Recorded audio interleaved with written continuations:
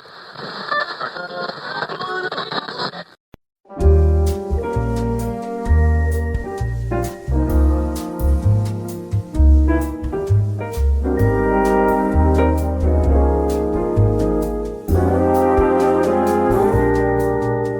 a world of rat and ruin, dear, you're my shelter in the glow. With your pit boy on your wrist. Welcome back to the Dusty Signal, my little devils. Pull up close tonight, because today's tape takes our boy somewhere new. Diamond City. No, I've been to Diamond City more times than I'd care to count. Never stayed long. Never do, sugar. Settlements, especially the big uns, have a way of asking questions I'm just not gonna answer. They've got a way of finding folks that don't want findin'. Nothing personal against the city itself. The lights are on, the market runs, Takahashi makes a decent bowl of noodles, and Polly can give you the best cut of meat you could ask for. Just don't ask her where it came from, and you'll be fine. But there's a particular kind of attention that comes with being inside walls that high and with that many people. Now, that kind of attention, well, that's never been a friend of old Dusty. So I pass through, get what I need, move on. But our boy Nate, he's about to walk through those gates for the very first time. Now, I want you to try and imagine what that must feel like. 10 days out of a vault. The wasteland's been his whole world since he thawed out. Raider camps, a red rocket station, sanctuary hills and ruins, broken roads, dead trees, tiny farms, and nothing resembling what he remembers civilization looking like. And then, the baseball stadium. Now, a city? How do you think ol' Natey boy took to that? Well, sugar, that's what the tape's for. Now, before I press play, Diamond City is a lot of things. It's loud and political and suspicious of its own shadow. It's got a mayor who I wouldn't trust to watch my pack while I tied my boot. And it's got a fear running through it that, well, I know something about. That we all know something about. The Institute. Synths. The idea that the person standing next to you might not be a person at all. That fear is real. It runs deep. And it does things to people that civilization is supposed to prevent. Tape 11 is now rolling. Log 011, November 2nd, 2287. I'm in a room, underground, place called the Dugout Inn. Diamond City's answer to hospitality. It's a converted basement with a bed and a lock on the door. Not much to look at. But in this world, a lock on a door isn't a small thing. I'm going to clean my weapons while I talk. Old habit. Some people pray before bed. Some people read. I maintain my gear. A clean weapon is not a luxury out here. It's non-negotiable. You don't want one of those speed-racing brain munchers closing the gap on you, only to hear a click, because you couldn't be bothered to clean your weapon. But hey, zombies gotta eat too. It's been a full day. I'll run it from the top. Left 10 Pines at 0700. The settlers were already up. I said my goodbyes, gave them some basic defensive positioning notes I'd written out the night before, and moved south along the railroad tracks. Railroad infrastructure is useful out here. Elevated sight lines and sections, predictable terrain, and it points somewhere. Most roads out here point nowhere useful anymore. I kept a tactical, sustained pace, not rushing, not casual either. Treating the ground between 10 Pines and Diamond City the way you'd treat any unmapped combat zone. Eyes up, variable pace, never the same pattern twice. The Commonwealth rewards paranoia. I've decided to lean into that. About 45 minutes out, I came up on a place called Bedford Station. Old rail depot, overgrown. A few boxcars on a dead siding. Something felt wrong about it immediately. Too quiet. The kind of quiet that isn't peaceful. It's held. I took the high ground on the ridge to the east and glassed the area. Old sniper term. Means I used my scope to scan methodically. Sergeant Hayes called it reading the land before you walk on it. There were bodies in the boxcars, or what I thought were bodies. They weren't moving, just slumped, pale. Their skin looked like something left in the sun too long, and then left in the dark even longer. Preston had described ghouls to me back at Sanctuary. The difference between the ones that still think and the ones that don't. These ones I couldn't tell. They weren't moving. Could have been dead, could have been sleeping, could have been waiting. Here's where I'll be honest about a decision I made that was not my best work. I decided to fire a test round into the ground near the boxcars. The logic being, if they're dead, nothing happens. If they're feral, they react to the sound, but I'm at distance and elevated, and they won't know where it came from. Confusion can be an effective combat tactic. Clean intel at minimal risk. That was the logic. I was wrong. The round hit the dirt, and every single one of them came up at once. Not slowly, not confused, fast. Immediately and completely fast. Like something threw a switch. 1 second they were slumped in those boxcars, and the next second they were... Preston used the word lurch. That's accurate. It's not quite a run. It's faster than a run. It's what a run looks like when the thing doing it has no concept of self-preservation and nothing to lose. There were 7 of them.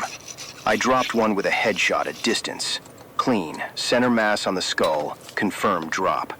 Then they hit the tree line, and I lost the angle. Ditched the rifle, drew the 10mm, and then it was close. Very close. I'm not going to dress it up. I moved and shot, and moved and shot, and it took more rounds than it should have. And there was a moment where one of them got inside my reach, and I went to the knife, and it wasn't clean. 7 down. That took far longer than it should have. They are quick. Notes for the record. Feral ghouls do not respond to suppression fire the way a human combatant does. No self-preservation instinct. No tactical retreat. No reassessment of threat. You shoot 1 round anywhere near them, and the rest do not reconsider. They close. Traditional sniper doctrine assumes your target has a survival instinct. These things don't. Different rules entirely. Also noted, they carry practically nothing. Searched all 7. Came up with some loose caps, a pencil, and a toothbrush. Low value engagement, high ammo drain. Moving forward, avoid if possible. The 10mm works, but it takes too many rounds to confirm a drop. I understand now why the Minutemen lost so many people at Quincy. These are not targets that respond to warning shots and tactical positioning.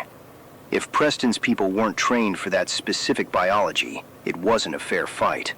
It was never going to be a fair fight.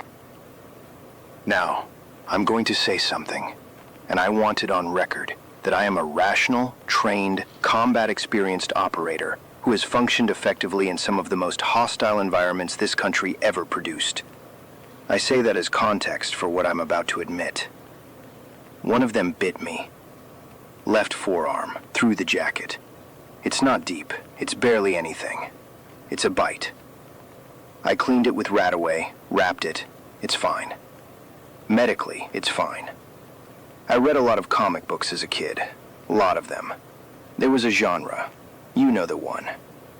Person gets bitten, person starts feeling a little off, person makes increasingly poor decisions. Person stops being a person. I'm just saying I'm aware of the genre. I'm aware it exists. I'm also aware that I'm a rational adult who understands the difference between fiction and... I checked my arm 4 times between Bedford Station and Diamond City. 4 times. My arm is fine. I am fine. I'm fine. Moving on. Diamond City. I came up on it from the north around noon. You can see it from distance, the old baseball stadium. Nora and I always talked about going to a game. Now it's a settlement. First functioning settlement of real size I've seen since I woke up. It looked almost normal from a distance. If you ignored the minigun turrets, armed guards, and general destruction. There was a situation at the gate as I walked up. A woman, journalist, red coat. She was in an argument with the gate guard, a man named Danny, who appeared to be operating at roughly half the cognitive capacity required for his position. She wanted in. He wasn't letting her in. She was making a case. He was making excuses. She was winning the argument on points and losing it on authority. I know that position well. Her name is Piper Wright. She publishes a paper, Public Occurrences. She'd been locked out by the mayor for publishing something he didn't like. She clocked me as a new face immediately and pivoted. Used my arrival as leverage to get herself back through the gate. Smart, opportunistic, slightly irritating. Civilian obstacle converted to access asset. Tactical opportunity. She talks fast, thinks faster. Doesn't back down from a confrontation even when the confrontation is clearly not going her way. Reminded me of,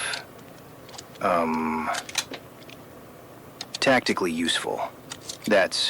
She's tactically useful.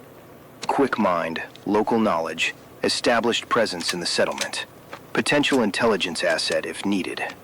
I'll keep a distance. I don't need complications. She's useful until she's not. We made it in. She convinced the mayor I was a caravan trader with supplies. He apologized for her and shook my hand. I immediately disliked him. Everything about that man is surface.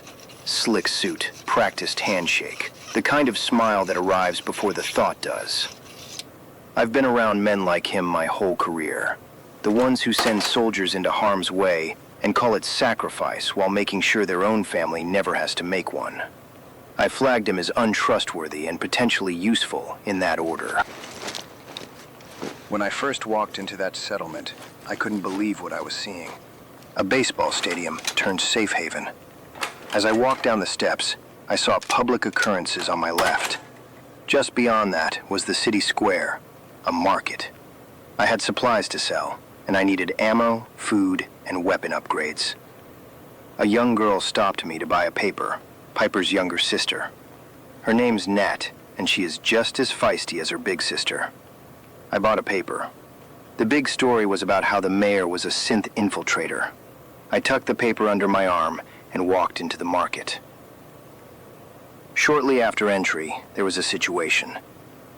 Two men, brothers. I found that out after.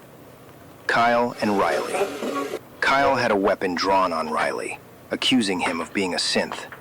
The crowd had formed that particular shape that crowds form when they want to watch something happen, and also want to be able to say later that they didn't.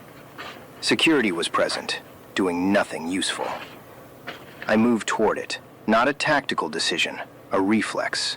Two men, one weapon, a crowd doing nothing. My feet moved before my brain filed the paperwork. I got close enough to talk. I tried to. I said something. I don't remember exactly what. Something about standing down. Something about nobody needing to. The guard told me to step back. I assessed the situation. Security present, crowd present, open space. Drawing my weapon would have escalated. Standing down felt wrong. It felt completely wrong. But tactically, I stepped back. Then Kyle fired. The guard fired. And then everyone just walked away like it was a weather event. I've seen things in my career that I won't put on tape. I've made decisions that I'll carry until I don't carry anything anymore. But I have never watched a crowd just meander away after two men were shot like that. Both brothers dead. I immediately thought about Piper's story. Was she to blame for this? I waited until the area cleared, approached their bodies under a medical pretext, checked for vital signs, assessed their wounds. Also assessed for any physical electronic components consistent with synthetic construction. Wiring, mechanical components, anything subdermal that wouldn't present externally. There was nothing, just a couple of dead kids. I don't know what a synth is yet. Not really. I've heard the word.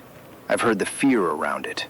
But I know that Riley and his brother Kyle were human, were brothers. And the guards who were supposed to prevent it stood there and watched, and then just walked away like it was nothing.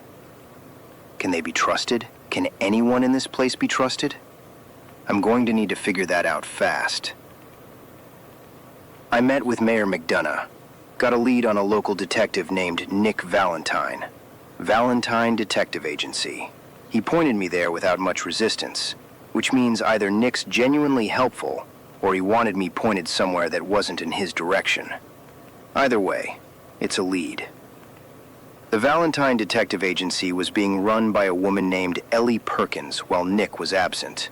Well, missing. Specifically, Nick's missing. Park Street Station. He was working a case that led him there. She said she tried to warn him he was walking into a trap, but Nick went anyway. Said a family was looking for their daughter, and he needed to find her and bring her back. Ellie's been holding the agency together while he's gone. That takes something. Holding something together for someone who might not be coming back. Park Street Station.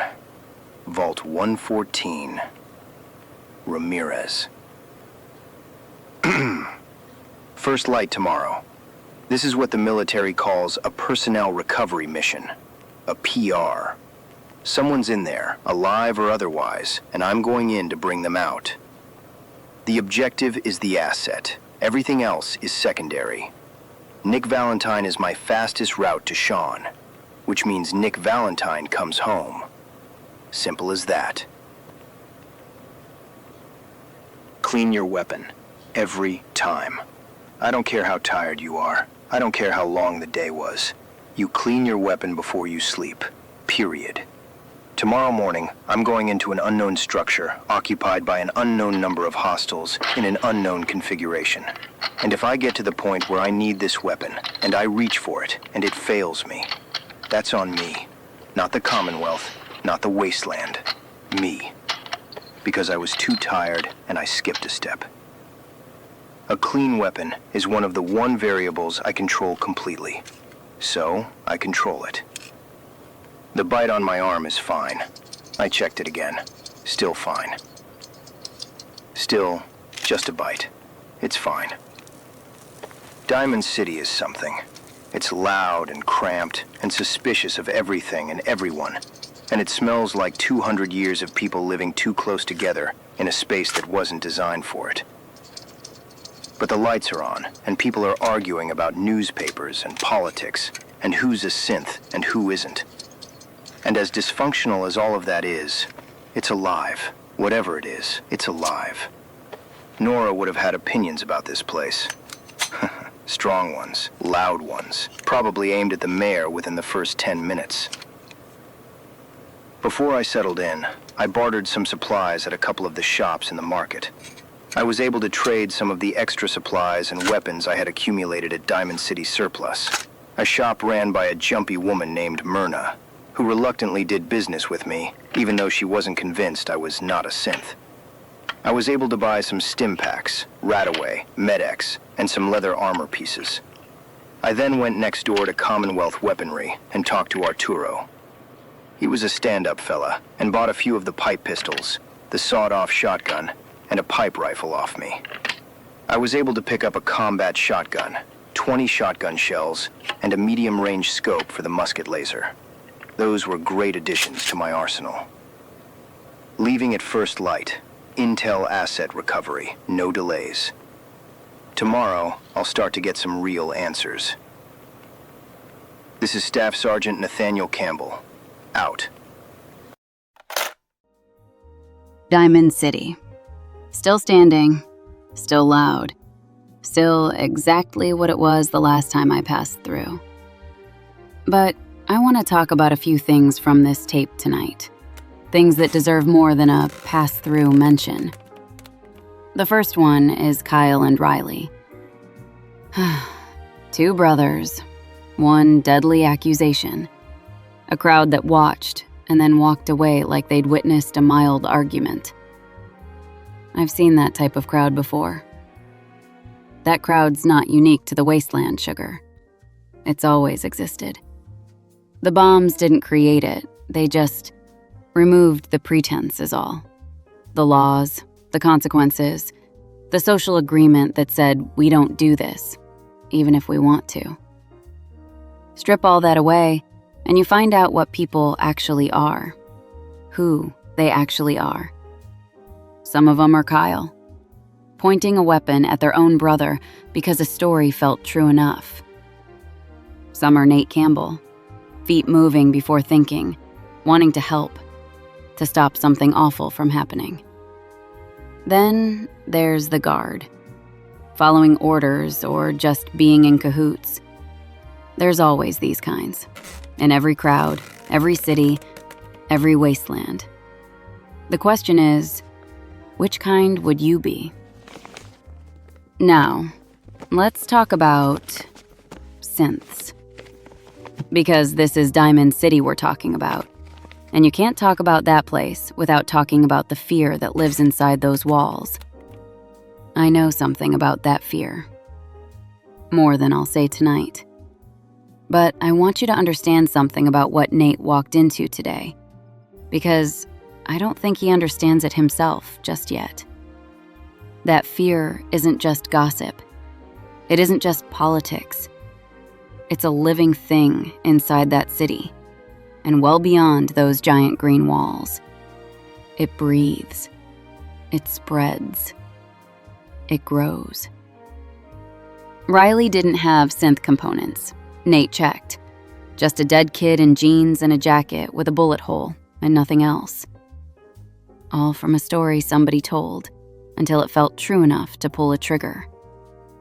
That's what fear does when it goes unchallenged long enough. It stops needing evidence. It becomes its own evidence. If you're not careful, honey, that kind of fear can drown out reason, intelligence, and measured thought. And when that happens, you just might find yourself in a similar situation as Kyle. Nate's going to have to reckon with that.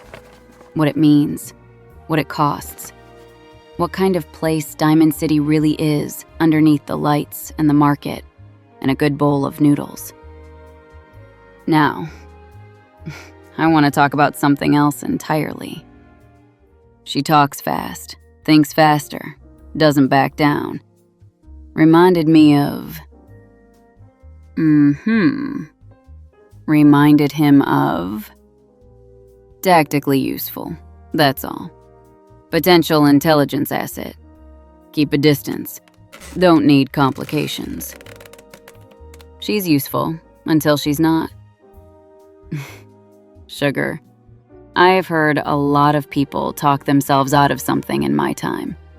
A lot of people. And that right there is a man talking himself out of something he hasn't even admitted he's thinking about yet. Now, I'm not going to say more than that. It's not my business. And honestly, it's not yours either. Not yet, anyway. But I noticed, and I think Nate noticed, that he noticed. Which is probably why he said it twice. There's one more moment on that tape I want to address before I let you go. It was brief. Easy to miss if you weren't paying close attention. When Ellie told him where Nick Valentine was last seen, he said two things. Park Street Station, Vault 114. And then one name, quiet as a grave. And then he cleared his throat and moved on like a man who's had a lot of practice moving on from things that cost him. I'm not going to tell you what that name means tonight. That story belongs to the next tape. But I want you to remember that moment, the weight of it. The way Nate Campbell, who doesn't seem to flinch, who doesn't hesitate, who filed a death claw as a lesson and just kept going, went quiet for just a breath when he heard where Nick went. Whatever is waiting for him in that vault tomorrow, he already feels some kind of way about it. The courier network has been humming lately. That old coot Gmail's been stumbling by lately, spilling whiskey and dropping off letters. And every letter means something, Sugar. They have value. Your story has value. So, if a moment on this tape stirred something up in you, a thought, a question, an idea rattling around your head that won't settle, write in. The Courier Network runs in all directions. Gmail will find me, eventually. Tomorrow, Nate goes into that station. I've already heard what comes next. And Sugar, old Nate's got a fight on 2 fronts ahead of him. So, have your ears open, your cup full, and your radio on. Stay close to the signal. Stay alive. Stay strange. Dusty, out. Stay close, my vault dweller. Don't roam too far from me. With you I build our paradise beneath the desert sea. On my Calvin, you made my heart far away.